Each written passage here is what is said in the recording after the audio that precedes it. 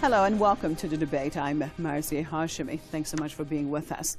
Well, Bahrain, after more than 3 years of demonstrations and people calling for the regime to step down, we see the same old tune. The Al Khalifa regime continues to oppress and suppress dissent, imprisoning and even killing those demanding to have a representative government. And much of the international community continues to look the other way.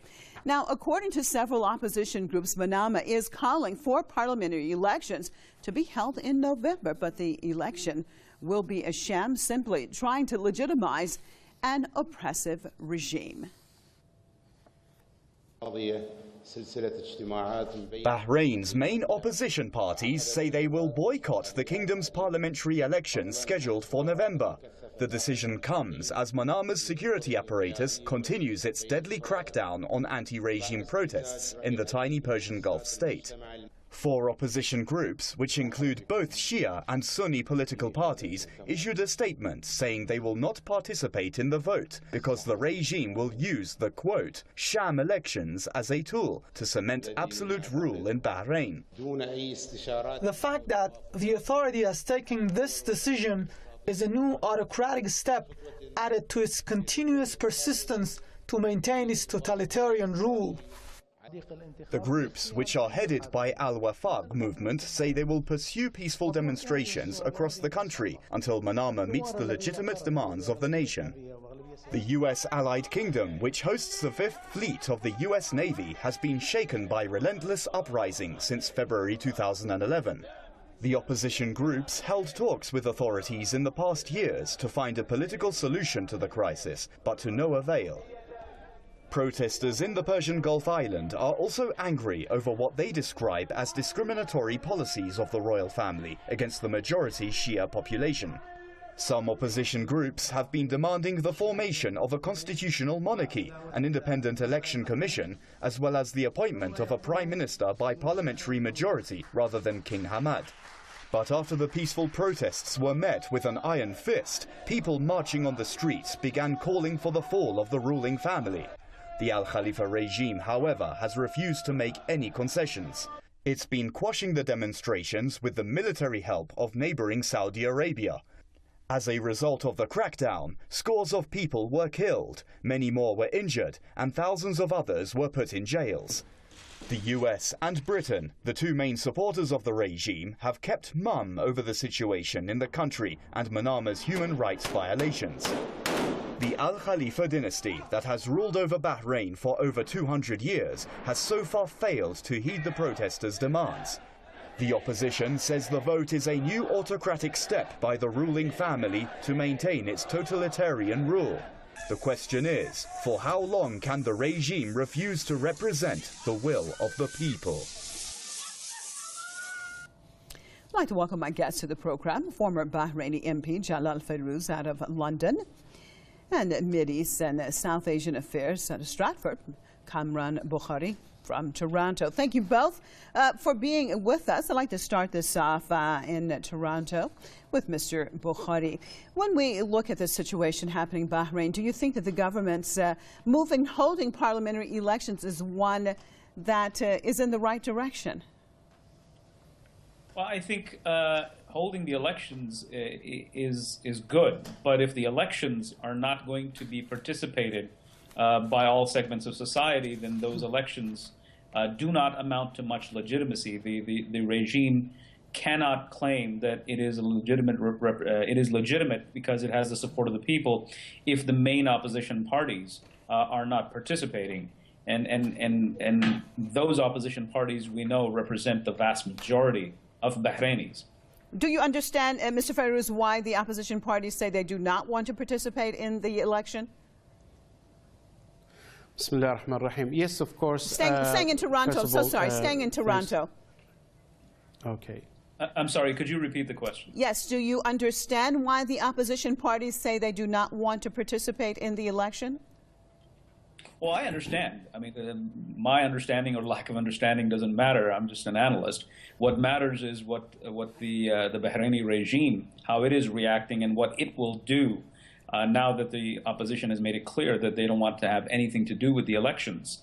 Mind you, this is not the first time that the opposition is boycotting election. And I think that the regime, looking at sort of past outcomes of boycotts, is saying, you know, its calculus is that, well, we'll get through this. Even though the opposition is not participating, it still doesn't mean that, you know, we can't have an election. So okay. I think what's driving them is sort of the stalemate. All right. What about that, Mr. Fairouz? Your take, sir, in your perspective, why are the opposition parties saying that they will not participate? Well, it's obvious. First of all, thanks for inviting me, and greetings to you and the other guest, Mr. Kamran. And of course, the opposition has tried as much as possible to convince the regime that there has to be a common ground of negotiation to get to some resolution which will get the people's right of being the sovereign and being the main figure in the country, not the tribe of Al Khalifa or the dictatorship as it is now. But it seems that the regime is not holding to the logic of mind, and of course the regime wants to the oppositions to participate under the swords, under the pressures. Even for the past 2 weeks only, there has been more atrocities against the people. One of the Shia mosques, Al-Fisla, has been demolished just 2 weeks ago. Nabil Rajab, just 2-3 weeks ago, he has been arrested, the prominent human rights figure, and there has been a sentence of life imprisonment to political activists. So you won't see any positive step from the regime to show that there is a goodwill. And of course, the regime wants to have legitimacy in front of the international community. And of course, they are depending on their allies like unfortunately, United Kingdom, United States, and their closer allies like Saudi Arabia. What about that, Mr. Bukhari? Mr. Fairouz said the regime wants to have legitimacy. One would appear, just looking at the situation from an analytical perspective, that in order to have legitimacy, perhaps it would be better if some of the repression was lessened. But as our guest in London has said, within the last couple of weeks, we've seen that continual line of repression, suppression, with Mr. Nabil Rajab again being arrested, and so many other incidences. Why do you think that the regime is going in that line, but at the same time, as he's said, which is obvious that they would want legitimacy? Well, everybody wants legitimacy. The question is, can they have it? In the case of the Bahraini regime, on one hand, they're in a dilemma. I mean, on one hand, they require legitimacy. On the other hand, that legitimacy comes with a price, which is sharing power with with an elected parliament, and as my colleague Mr. Fairouz had said. And so the question is, can they have both? Obviously not, because the demographics don't work. But mind you, this is not just a domestic Bahraini situation or a concern. The regime, the Al Khalifa regime and their allies in Saudi Arabia, are looking at a wider geosectarian landscape in the region. They look at this in terms of the broader Shia-Sunni power struggle in the region, the geopolitical struggle, with Iran leading the Shia camp and Saudi Arabia leading the Sunni camp. So this is part of that. And at a time when Iraq has been dominated by its Shia majority, and of course the Kurds, and the Sunnis are, disenfranchised. And at a time when the Saudis and their allies are hoping that the U.S. effort against Daesh in Syria will turn into an effort against the Assad regime, I don't think that the Al Khalifa regime would want to show any sign of weakness right now. And if you look at it, it's a calculus. It's a bet. Everybody's betting, and I think the regime is betting that, look, we've been able to successfully suppress through coercion our opposition, and we need to maintain that balance of terror. And if we do that, then all will be fine. That's their calculus. What about that, Mr. Fayrouz? Do you think that that's what the regime is calculating on? Of course, yes, I agree with Mr. Bukhari, and the regime has the power. They have the wealth. They have the backing of the Western powers. Yes, today the Western powers would like to see this the money of the Gulf states flowing for whatever they want to achieve in the region, just to stabilize sidely the ISIS. And of course, yes, the regime also thinks that because the international community is currently, unfortunately, in the hands of the Western powers. And today we can see two axes: the Western and these Gulf states. In one hand, of course, with them will be Israel also. On the other hand, you can see Russia, China, probably Iran.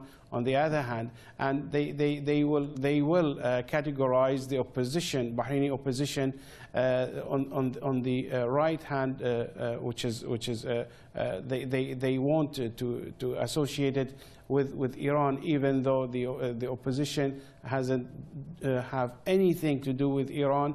Even the Royal Committee of Basuni, BICI, have said that Iran doesn't have anything to do with the situation in Bahrain. Today, of course, you can see the vast majority of the people getting out in the demonstrations. Just 2 weeks ago, we had 250,000 coming out in the streets, and that is a huge percentage in a country small population like Bahrain. Right. But of course, yes, the regime is struggling as much as possible with carrots and sticks to get some of the figures participating. But even today, you can see vast majority of the political powers boycotting. Even some of the pro-government societies have decided not to participate. All right, stay with me, please, Mr. Fayrouz and Mr. Bukhari. Let's cross over to our Facebook viewers and see what some of them have said about this subject. Saudi Arabia and USA should stop interference in Bahrain internal affairs. I think if this boycott will follow a stronger struggle against the Saudi occupation and the monarchy of the King of Bahrain, then it is a right decision. This election is the only way for Bahraini people to have their say in the government. Why would they boycott it? No, they have no good reasons to boycott it. They have absolutely the right to boycott the elections. Why? Because there are no elections, just a circus and a theatre which is organized by Bahraini regime to buy some legitimacy. This election is nothing but a stupid plan. The Al Khalifa regime will use this election as another excuse to clamp down Bahraini people.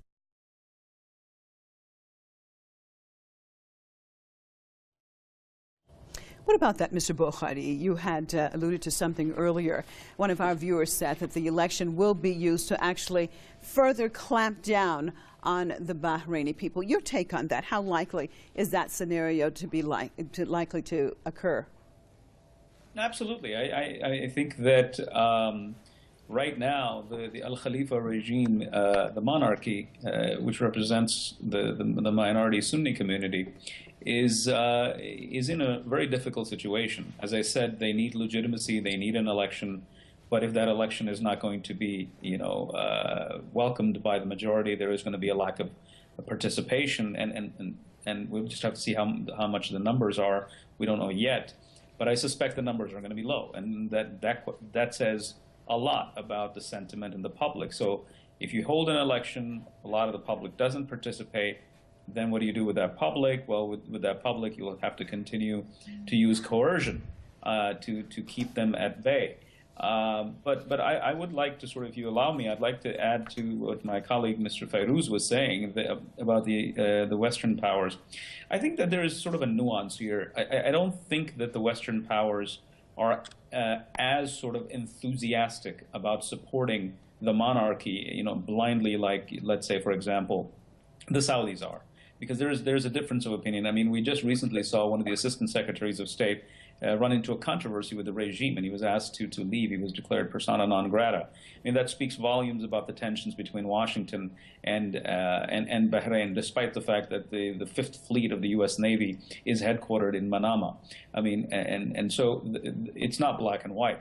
At the same time, I also want to point out that the allies of the Bahraini government have largely been, the Sunni community, and who are the actors there? In previous elections, we saw two groups: Al-Mimbar, which is the Muslim Brotherhood of branch of Bahrain, and Al-Asala, which is a Salafi group. Now, it is an awkward situation for the Bahraini government, where its ally Saudi Arabia is fighting on multiple fronts, and one of those fronts is with the Ikhwan, with the Brotherhood. And so, if you are to say that, okay, tell your Bahraini ally that you need to keep tabs on Al-Mimbar, then that means that the regime there has few tools or few allies that it can depend upon in parliament or in society.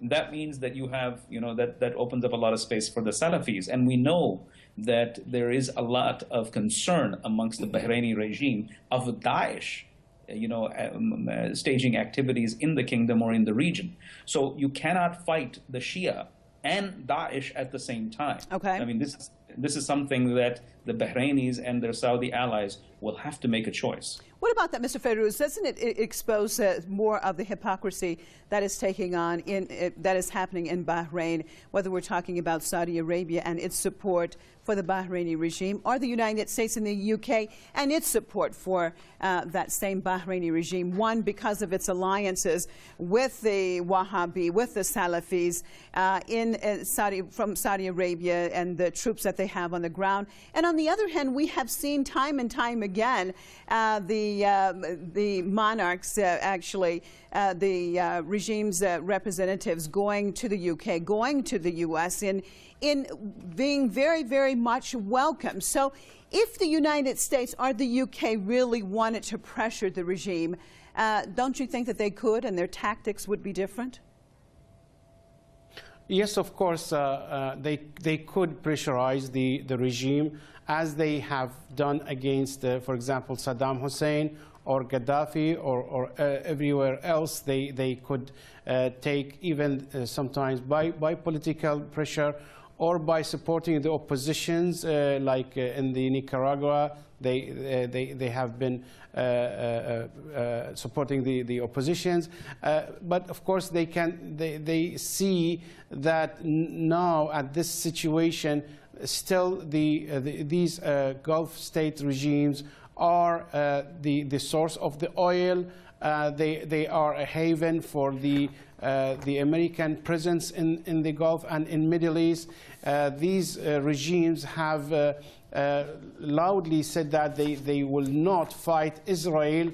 Even they have said, yes, they will go for even selling the Palestinian cause for the sake of being allies of the West. That's why they will, the West will not have any pressure. Yes, in certain cases, because of some of the NGOs inside these countries, some of the very legitimate and sincere voices in the parliaments, whether it is the Congress or House of Lords and House of Commons in the UK, there will be some pressures on them. That's why just for the sake of that, they will say that, okay, we are concerned.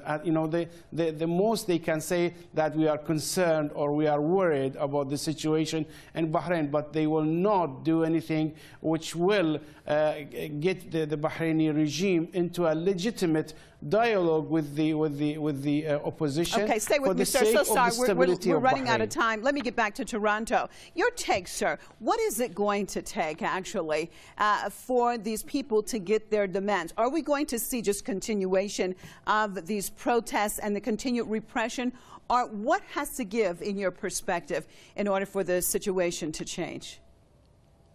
I think what has to give is a shift in terms of the main opposition. I mean, groups. I think for now it's safe to say that most of the main opposition groups have refrained from anything beyond sort of moderate behavior.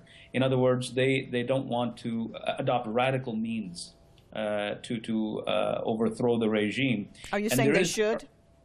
I'm not saying they should. I mean, I'm in no position to say one way or the other. I'm an analyst, so I steer clear of that. My view is that, look, if one thing happened, if they continue on this road, then of course they're going to come under pressure from their own supporters and their own support base in society, and saying, so how long should we continue on this path?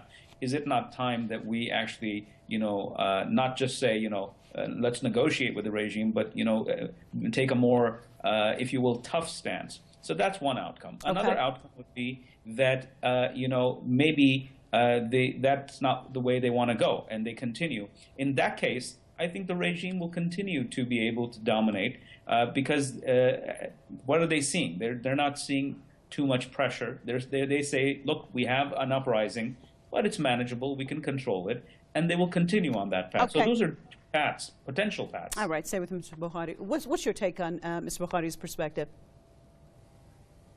I respect that perspective, but on the other hand, you can see that the regime cannot withstand all this uprising, and every day the regime is being shedded, and under the light of the international media.